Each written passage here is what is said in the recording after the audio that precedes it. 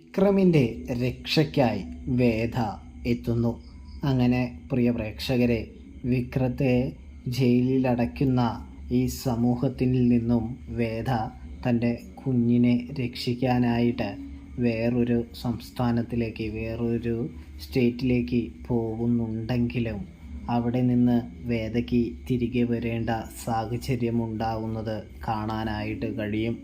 അമ്മാതിരി തെളിവുകളാണ് ഇവിടെ നമ്മുടെ ശ്രീകാന്ത് വിക്രമിനെതിരെ സംഘടിപ്പിച്ച് വെച്ചിരിക്കുന്നത്. വിക്രമിന് വലിയ ഒരു ശിക്ഷ തന്നെ ലഭിക്കാനായിട്ട് പോവുകയാണ് എന്ന് തിരിച്ചറിയുമ്പോഴാണ് വേദ വന്നെത്തുന്നത് എന്ന് കാണാൻ കഴിയും. വേദ വന്ന് കേസെല്ലാം വിക്രത്തിന് അനുകൂലമായി മാറ്റാനായിട്ട് ശ്രമിക്കുന്നു.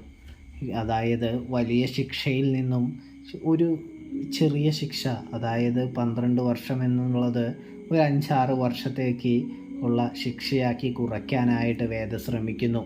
അതിനുവേണ്ടി വേദ ഒരുപാട് കഷ്ടപ്പെടുന്നുണ്ട്, രാത്രി പകലാക്കി പണിയെടുക്കുന്നുണ്ട് എന്ന് കാണാൻ സാധിക്കും. അങ്ങനെ പണിയെടുത്ത് ലഭിച്ച തെളിവുകളെല്ലാം തൻ്റെ അച്ഛനായ ജഡ്ജി അദ്ദേഹത്തിൻ്റെ കയ്യിൽ കൊടുത്തതിന് ശേഷം വേദ പറയുന്നുണ്ട്, വിക്രമിനെ രക്ഷിക്കണം. വിക്രമിനെ രക്ഷിക്കാനായിട്ട് ആവശ്യമായ എല്ലാ തെളിവും ഇതിലുണ്ട് എന്ന് പറഞ്ഞുകൊണ്ട് തന്നെ വേദ പോകുന്നു. അപ്പോൾ അച്ഛൻ ചോദിക്കുന്നുണ്ട്, മോളെ നീ ഇനി എങ്ങോട്ടാണ് എന്ന്. ഇതേ സമയം വേദ പറയുന്നുണ്ട്, അതിനെക്കുറിച്ചൊന്നും ഞാൻ തീരുമാനിച്ചിട്ടില്ല, എന്തായാലും സുരക്ഷിതമായ ഒരു സ്ഥലത്തേക്കാണ് താൻ പോകുന്നത് എന്ന് വേദ പറയുന്നത് കാണാനായിട്ട് കഴിയും, കാണാനായിട്ട് സാധിക്കും പ്രേക്ഷകരെ, പ്രിയ കൂട്ടുകാരെ. അപ്പോൾ റിവ്യൂ ഇഷ്ടപ്പെട്ട് കഴിഞ്ഞാൽ ചാനൽ മറക്കാതെ സബ്സ്ക്രൈബ് ചെയ്ത് സപ്പോർട്ട് ചെയ്യാനായിട്ട് പ്രത്യേകം ശ്രദ്ധിക്കണം.